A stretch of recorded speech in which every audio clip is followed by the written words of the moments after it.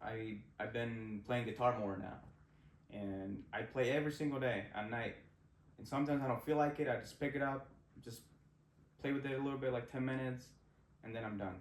And last night I picked it up, and before I knew it, like 2 hours had passed. Like it was wild. Like holy crap. Like we have this ability to focus ourselves and do something that we love, and really become really good at it. Because I am good at it now. I'm not like, I don't want to be cocky or anything, but like I've learned so much just from being consistent, and I want to apply that more to my art and do that more. But I don't know. I just sometimes like the music calls me more. And I realized that ever since I was little, like I always had music around me, whether it was through um, the cassette players, the little cassettes from back then. I would mix those. I would put the music that I liked, and I would go out and put my headphones on, and I was always listening to music. Like, even now, like my page on Instagram, everywhere, like there's a lot of music, and it's just music is something that is so special to me, and it just it makes me think sometimes that maybe music now especially, could help with transcending. Could help with reaching that, I guess, that enlightenment in a way, and because it's powerful. Like music is it's vibrations, and sometimes when I'm listening to it and I really focus on the instruments and everything that's happening, like I just get chilled, I get goosebumps. Something that everybody experiences, but me, like I can kind of make them come on command in a way, and um, it's been practice over years, because I'm intentionally kind of doing this, like, okay, like I have to pay attention to the instruments, to like the rhythm, and then it just happens. Like I can make them go from my feet all the way to my top of my head, and just make them the chills just kind of move around my body. And it's a very similar feeling to when you're about to meditate, or when you're meditating and you reach that vibrational state where your body just starts vibrating. Because in reality, I feel like it's scientifically proven that when we touch something, we don't really touch it. Like we don't really make contact with the things. So like that just tells me a lot. Like there is so much more hidden from us that we don't see. Like quantum mechanics, like they dive deep into the smallest of the smallest, and I love reading about that. Like I love learning about quantum mechanics, science, and I feel like it's kind of like quantum mechanics, science is kind of connected to like spirituality, and I think we have to find that, like, connect that thing that's gonna connect it and make it make sense. Because I feel like scientists, they're also grounded in evidence, because that's the scientific method. But when something unexplainable happens and they can test for it, they don't accept it. So I think we have to find that bridge, to connect those things. I love how you were able to unpack that and explain it in a great term.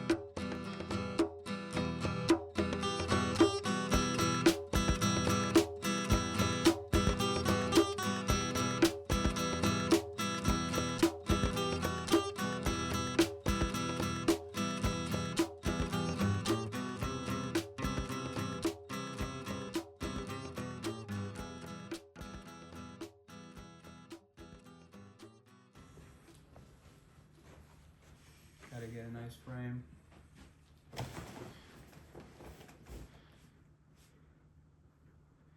So what were we talking about? Oh yeah, so ever since our last conversation, I was thinking about astral projection, Yeah. and I'll be honest, I think when you told me, I don't know if I believed it or not, but when you work so much, sometimes you don't have time, or you don't have the space or capacity to think outside the box. Yeah.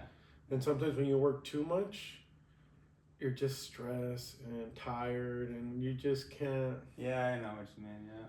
You kind of put yourself in a little box, And but I've been thinking a lot about what you were telling me, and I was just curious if you're still following that, or has it increased? Has it decreased? Has it been more difficult for you? It's decreased, I think, because I haven't had an experience like that in years. Wow. And sometimes when I'm like sleeping and like I'm dreaming, I like my body just starts vibrating, but it's not like as strong as it used to be. I feel like I'm at a really low like vibrational state right now, and I don't know.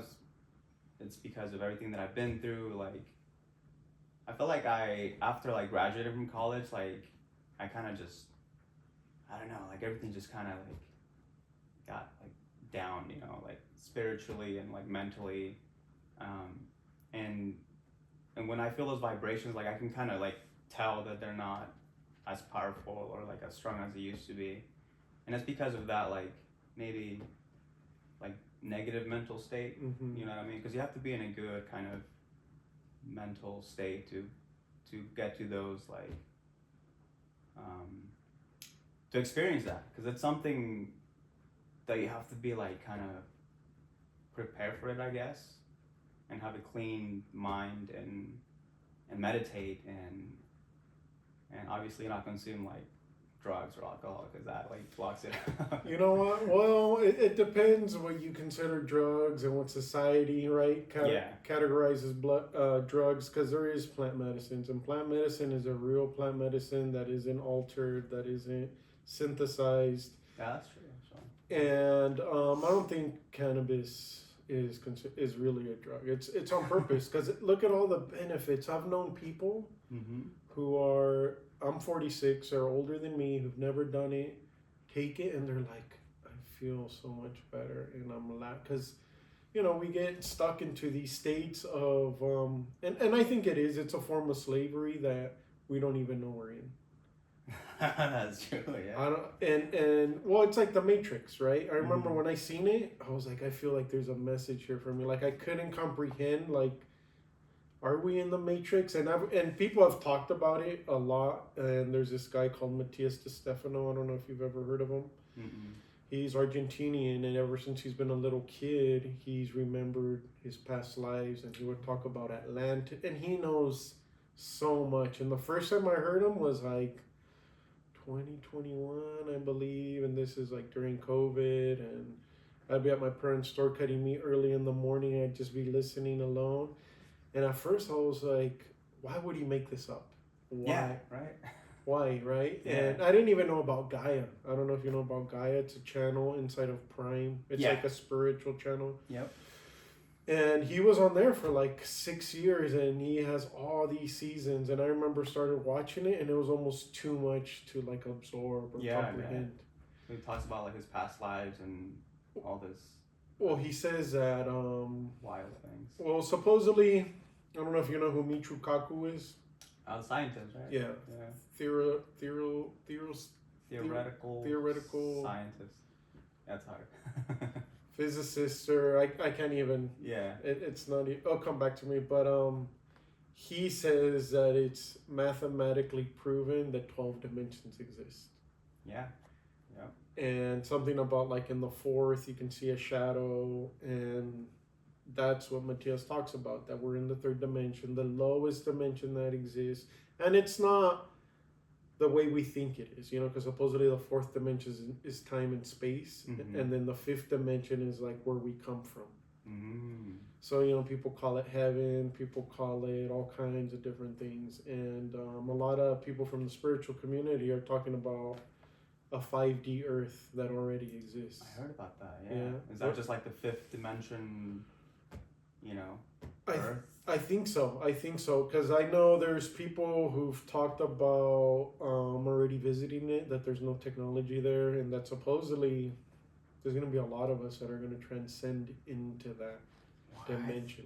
Oh. And I know everyone wants to go, right? Yeah, and I think, I feel like you want to go, I want to go, and I think a lot of people don't want to open their minds to those things because they think, oh, I have a PhD, I have a master's, right? Yeah.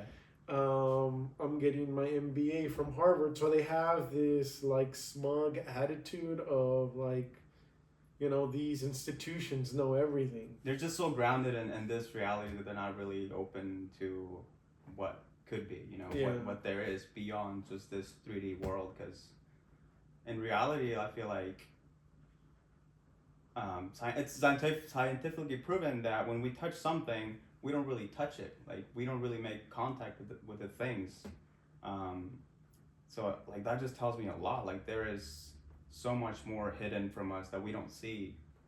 Like, quantum mechanics, like, they dive deep into the smallest of the smallest. And I love reading about that. Like, I love learning about quantum mechanics, science. I'm reading a book right now. It's from Stephen Hawking. It's called Time in a Nutshell, and it's very difficult to understand. You really have to like have knowledge of math, and because it's very technical, I guess. But he also tries to make it more understandable to people that don't really have a lot of knowledge in math and science. And he there's pictures explaining a lot of these concepts, and I feel like it's kind of like quantum mechanics science is kind of connected to like spirituality, and I think we have to find that like connect that thing that's gonna connect it and make it make sense. Because I feel like scientists, they're also grounded in evidence, because that's the scientific method. They have to have evidence, they have to have testing for it. But when something unexplainable happens and they can test for it, they don't accept it. So I think we have to find that bridge, to connect those things. I love how you're able to unpack that and explain it in a great term, because I didn't go to school, and I don't think I could, because I recently had an Akashic record reading. I don't know if you know what the Akashic field is. Supposedly it's the 8th dimension, and like Matthias, he talks about this, and it's more complicated. And supposedly the Akashic field, the 8th dimension, it records everything that's going on in different realities and different timelines. And I've heard a lot of things about us being 12-dimensional beings, meaning that we live many lives at the same time. And like you're saying, there's no proof of it, and science, if they can't prove something, how it's impossible to prove it, right? Yeah, it's definitely, it's like an out-of-body experience. That's something that it's very hard to prove. And I think there's been like studies on it. I read this book by Robert Monroe. He is one of those people that would have these experiences, these out-of-body projections or out-of-body experiences, and he couldn't understand why it was happening to him. So he started like writing and making books about it, and eventually he got a group of people, and he decided that he wanted to test this out and see if it's possible to test it out. And I can't remember exactly, I read these books a long time ago, but he mentioned that they were doing the study, and there was scientists, and the group of people, they were trying to have the experience. They were in a room and meditating, and then when they managed to get out of their body, in the book he says that there was some sort of light that came out of them, something that came above the building they were in. I hope I'm remembering correctly, because it's been a long time, but that's what I remember that they did, that they saw something, that something came out, and that was the evidence for, I guess, for the soul, or this energy that it's kind of unseen, but we all have it, Mm-hmm. And I think that's exactly what an out-of-body experience is. It's kind of like your soul, your energy leaving this body and transcending this dimension, and like you can think of things you want to do. You don't have to you just think a place and you just go there, you just show up. It's kind of like time traveling. I have an example. When I was practicing this, I was meditating a lot, and then one time I decided to okay, I haven't really explored too much, but I want to do something and see if it works. So I came out, and then I was I thought of going to my friend's house, and then I just showed up at my friend's house. And I remember just seeing through the window and seeing the lights, Like I remember every detail from his house, and then I told my friend about it, and he said that he was at the house with his dad. I remember seeing his dad too, and he said, yeah, we were there. Like dude, I saw you. Like I came out of my body, and then I decided to go to your house, and you were there, and I saw you. And he was just like I don't believe it, but like, dude, it's real. Like this is real. No, and I know what you're saying because I have a family member who I've tried many times to get him on the podcast, and we've had some very magical experiences together taking plant medicines. And to me, plant medicines are something that has transformed me. And unfortunately, just talking about it, you get criticized and judged because people think you're just taking something to forget this reality, or, you know. Yeah. People don't understand, but it's been calling me all my life. I just couldn't afford $10,000 for ayahuasca. What? Well, that's what it used to be. It's not like that no more. Mm-hmm. I know 2 shamans who are in Elk Grove, who just came back from the Amazon, who were down there since October, and I'm beginning to understand like how those brews work, because there's more and more of these people everywhere in Shasta, in the Bay Area, and now I have these who are right there in Elk Grove, and the guy's originally from Canada, and he has to be very careful because if he discloses too much information, you know, everything's being recorded. Everything that we say, everything is being monitored. And I remember when Edward Snowden was first talking about this, I was thinking, how could this ever affect me? And now I get it. You know, now I get why privacy, encryption, being able to think for yourself. Like, a lot of people don't think for themselves. A lot of people follow what the narrative is, you know, and it's so easy to get divided like that. But also, like you said, this isn't the only reality. You know, we have souls. Yeah. And we forgot how to connect to them. And I think we're slowly beginning to remember. And it's happening regardless. Like, the Mayan prophecy wasn't about the end of the world. It was the transcending, or remembering, or bringing consciousness back. And it's accelerating and accelerating. I don't know about if you know anything about solar flares. Yeah. About how they transmit information and light energy. That I don't know. Yeah, it's and this is a lot that, like, Robert Grant, he's a polymathematician, and he's very versed in so many subjects. He's so smart.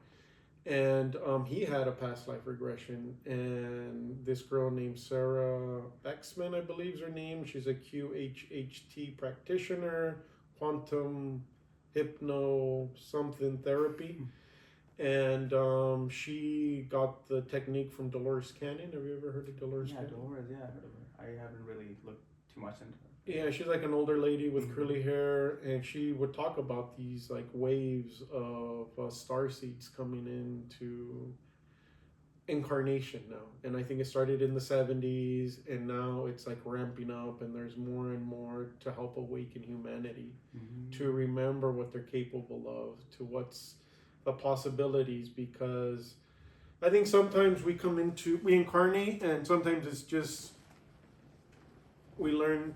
Regardless, we learn. There's no good, there's no bad. It's dark and light. And light just means you know what you're capable of, and there's no limits to you, right? But the limits that are perceived are put upon us. And then if you're in the darkness, you kind of lose your way.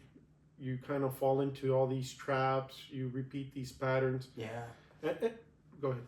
Yeah, I was just gonna add to that, to the darkness. I think that's what lowers that vibrational frequency. That's what's been lowering my vibrational frequency, because I've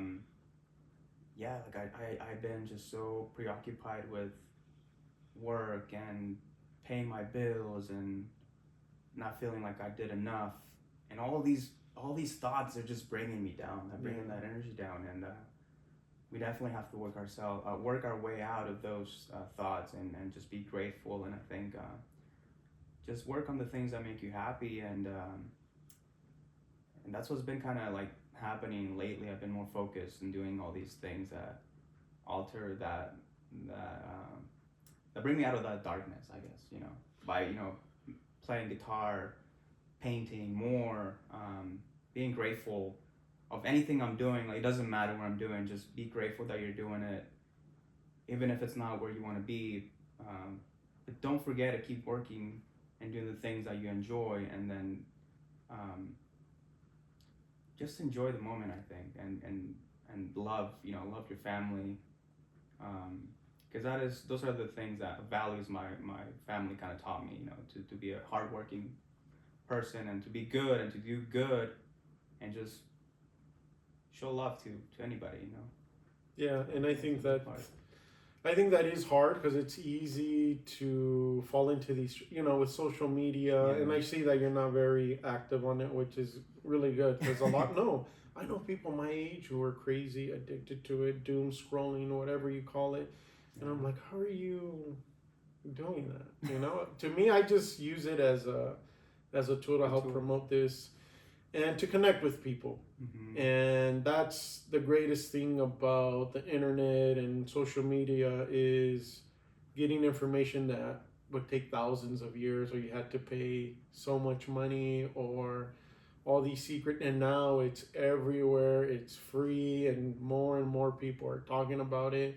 Mm-hmm. And to me, it's just like, I'm just grateful and thankful that there's more people talking about it, because at one point I just thought I was crazy. I always knew something was wrong. I knew something was going on, but I couldn't put my finger on it. And now I can see and I understand that it's always about doing the inner work, right? Yeah. And it's hard. It's hard. Like, I heard somebody say 3 hours of meditation a day. So let's say you're meditating 3 hours and working out 2 hours and maybe meal prepping an hour. That's a lot of hours in a day. And then if you have a full-time job, or you have a relationship, and it's so difficult. It's so difficult. And internally, I think I've always been a critic of people. Just, I don't know, someone like my Virgo tendencies of like perfectionism, but I also realized from my visiting with a therapist, it's these patterns that I had from a very young age, of working from a really young age and always seeking that approval. I didn't know I was seeking approval. I didn't know that I was doing, and I've done that to this time now. And now I realize it, and now I know, okay, well, I broke that with my daughter. I try to talk to her all the time about, do what you love. Don't think about what other people do. Do as many things as you want to do. And once you find something that you enjoy, keep working on it. And it doesn't matter what it is. Yeah. Because we all think we have to work, right? And we kind of do. We do. I'm not, it is difficult. There is bills, inflation's high, food prices are going up. It's hard. I remember when pre-COVID, $70,000 was a lot. No, it isn't, and now the taxes are higher. Eggs are like so expensive now. And it's difficult. It is very difficult. But I've noticed, by not focusing on like anything externally, and doing the internal, right? Yeah, and doing the internal, and even if it's 30 minutes, or at least listening to like frequencies. Have you ever? That's I was gonna add to the astral projection earlier. The one thing I forgot to mention is that what kind of helped was to listen to binaural beats, and it's frequencies that you get. It's like for me, it was an app that I just downloaded, but it has a different frequency for each ear. I forgot the frequency, but you have to have like a different frequency, and that kind of helps you get into the meditative state, I guess, faster.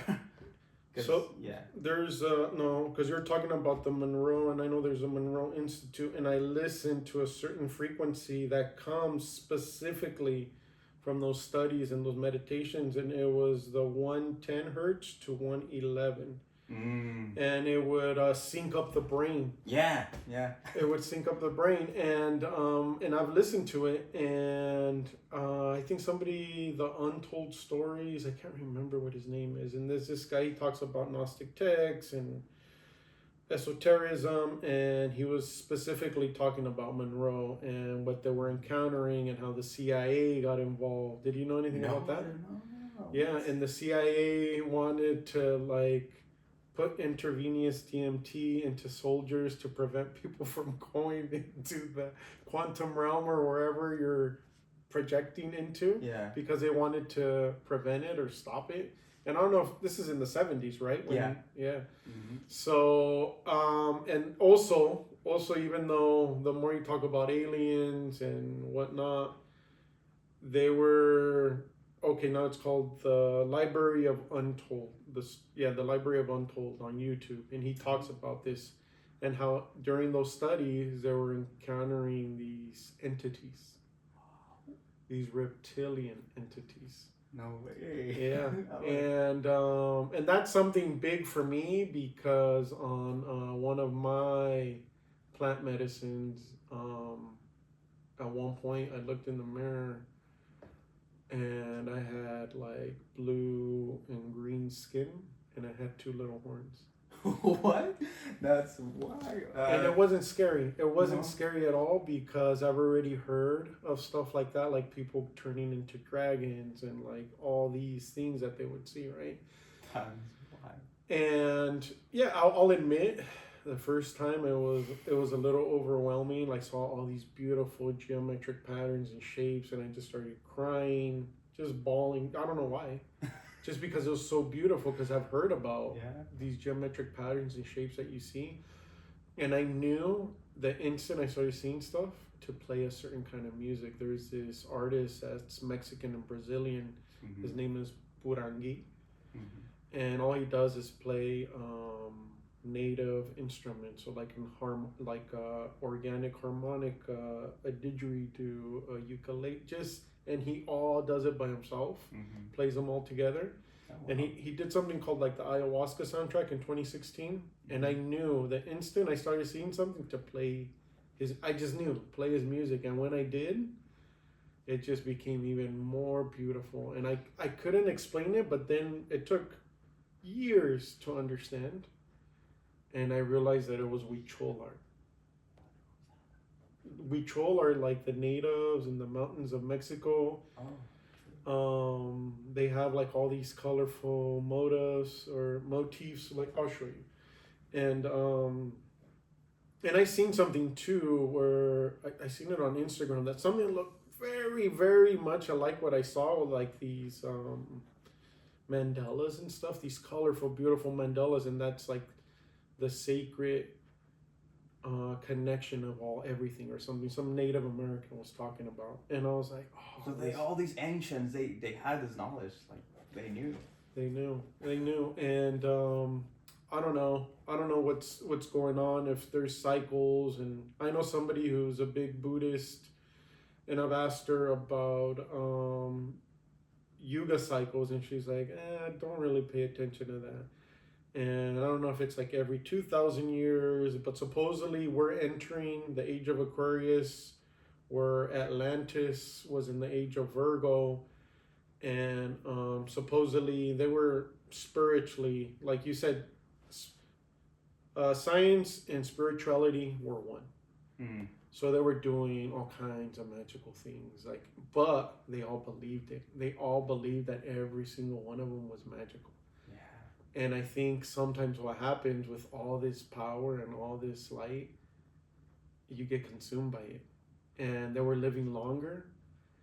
And I think maybe their technology started advancing further than their spirituality. And that's kind of what's happening with us now.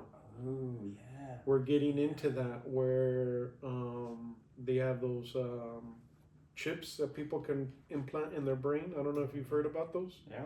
Mm-hmm. And I remember I wanted to get one. I was so bad because I was like, yeah, I'll really be smart by then. But now, from my plant medicine experiences, I realize we're way more. We're way more than we can even imagine. Yeah, that's wow. So that's something I want to try eventually too. Yeah, no, and I think it's all important. Setting, what's the reason behind it? Like every single time the first time I had no idea, but it was calling me, and It was like something telepathically was talking to me. Mm-hmm. Eventually, I realized it's my higher self. Mm-hmm. I didn't know then, right? And I remember it was telling me that you have to meditate. But I remember getting in a meditative state, and I was with some girl. Well, my ex, she wasn't my girlfriend at the time. Mm-hmm. And she's like, hey, are you losing it? And she was kind of, it wasn't working on her. And a lot of times, if you do cannabis and alcohol and that, it's just not going to work.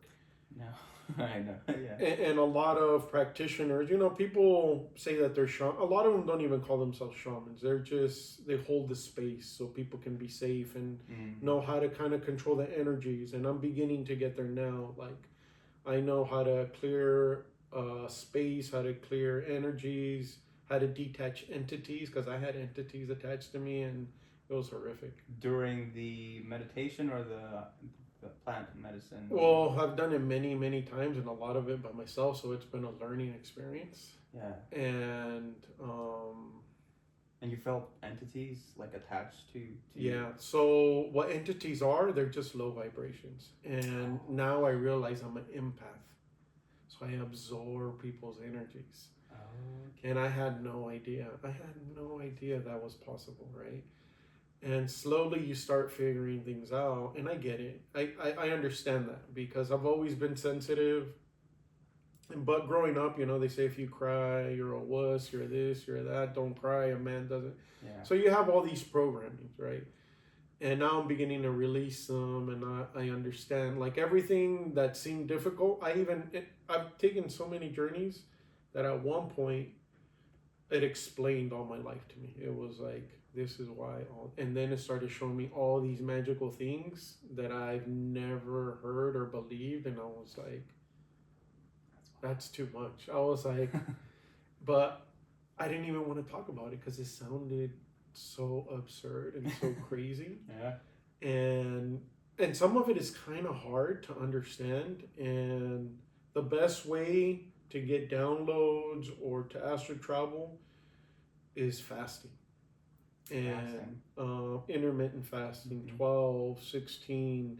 If you could do one day out of the week just water, right? And then controlling sugars, controlling preserve. I was told too, like, you keep saying next week, and you're not doing it. Yeah. And it's right. It's my higher self. And I feel like last year I kind of fell into a pit of just kind of lost. The year before that, it was weird because I was like studying shamanism and understanding what shamans do, from like, banging on a drum to whistling to being able to get into these states naturally, right?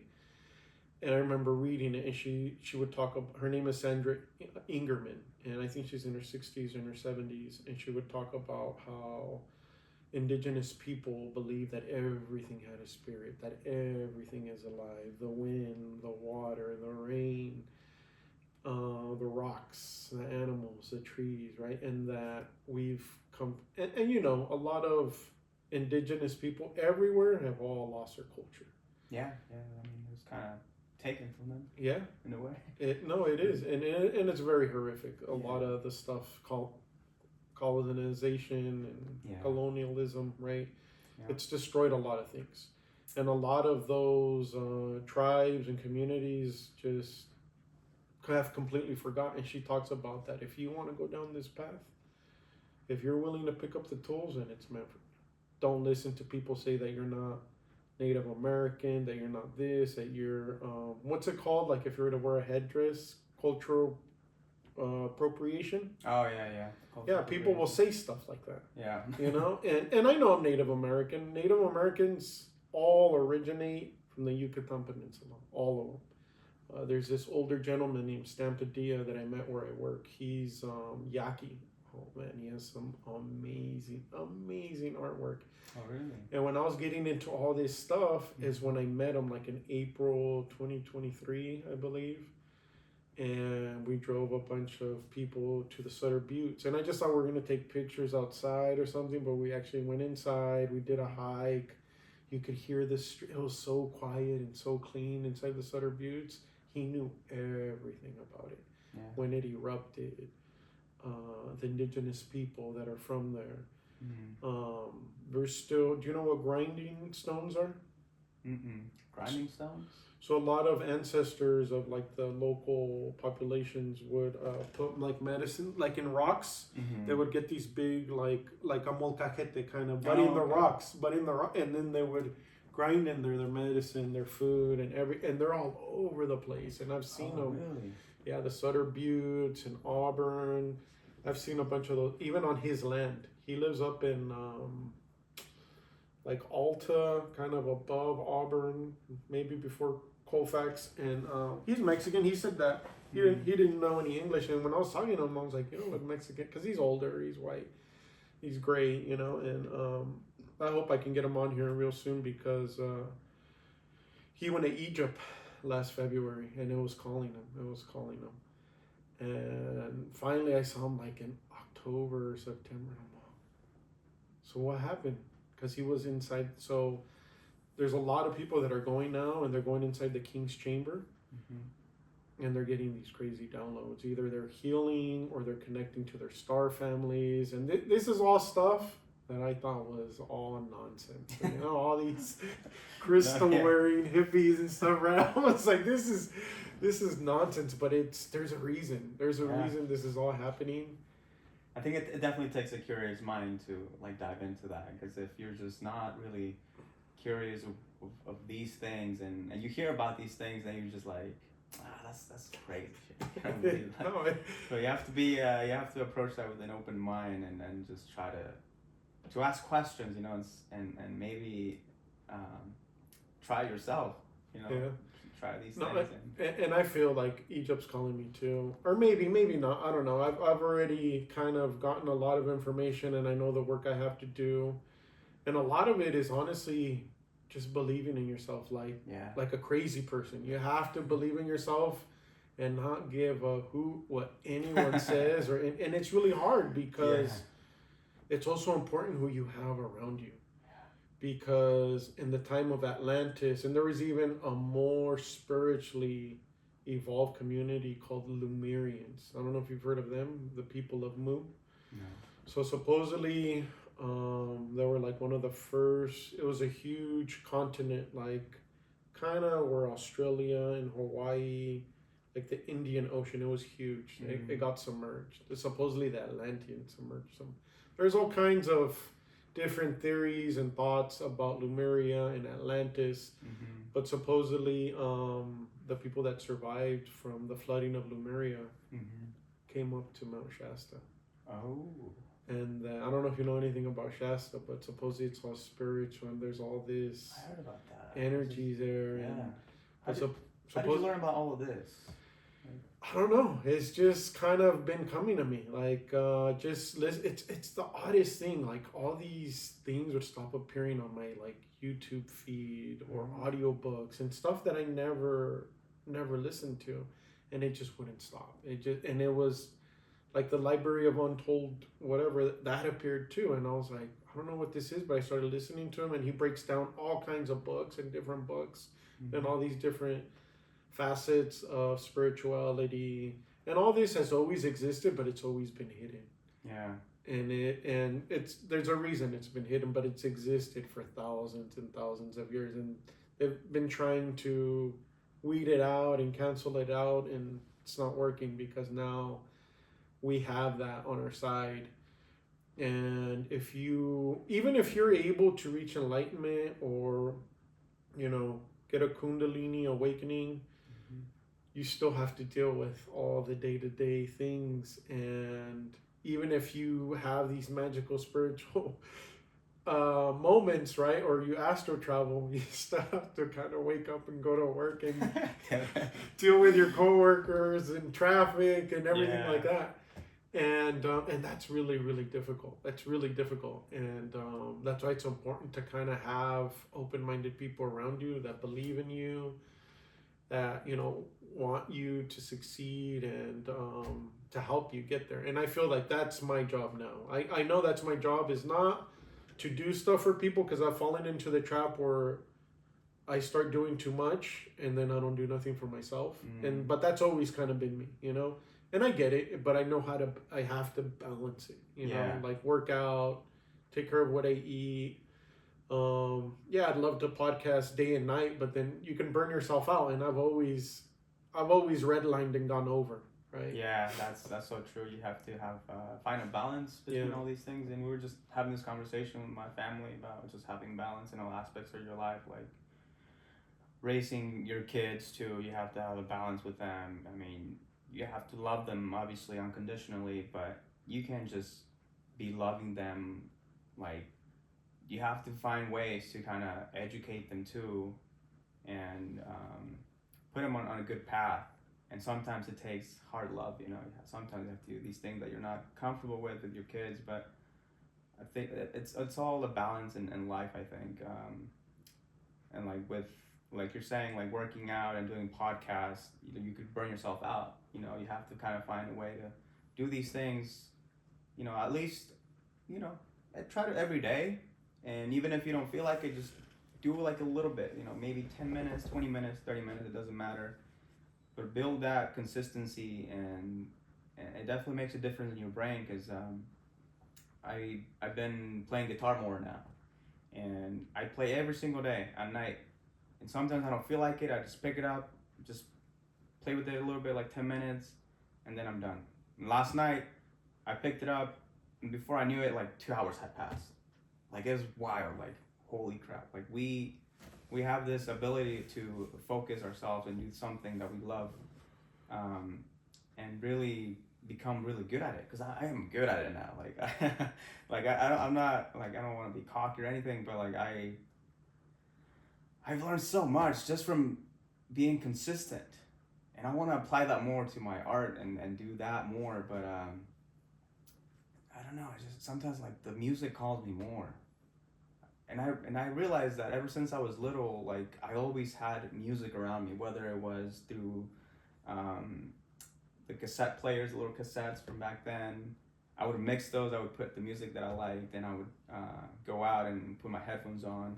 And I was always listening to music. Like, even now, like, my page on Instagram, everywhere, like, there's a lot of music, and it's just, music is something that is so special to me, and it just, it makes me think sometimes that maybe music, like music now especially, could help with transcending. You know, could help with reaching that, I guess, that enlightenment in a way, and because it's powerful. Like, music is, it's vibrations, you know, and sometimes when I'm listening to it and I really focus on the instruments and everything that's happening, like, I just get chills, I get goosebumps, you know, something that everybody experiences, but me, like, I can kind of make them come on command in a way, and it's been practice over years, because I'm intentionally kind of doing this, like, okay, like, I have to pay attention to the instruments, to like the rhythm, and then it just happens. Like, I can make them go from my feet all the way to my top of my head, and just make them, the chills just kind of move around my body. And it's a very similar feeling to when you're about to meditate, or when you're meditating and you reach that vibrational state where your body just starts vibrating. So I feel like there's a connection right there too with music, but it has to be a specific music that touches you, that touches your heart and mind. Because definitely there's music that I feel like it lowers your vibration. There's some music that is just not meant for us to reach those levels. You know, I think there's a music that's just music just to kind of, you know, just to have it out, and you know, people to party and do crazy things. But there's a specific music that could help you reach those levels of, you know, of enlightenment, I guess. And that's why music has always been a big thing. And now, like, I'm playing guitar more often, and I'm still painting, but not as much.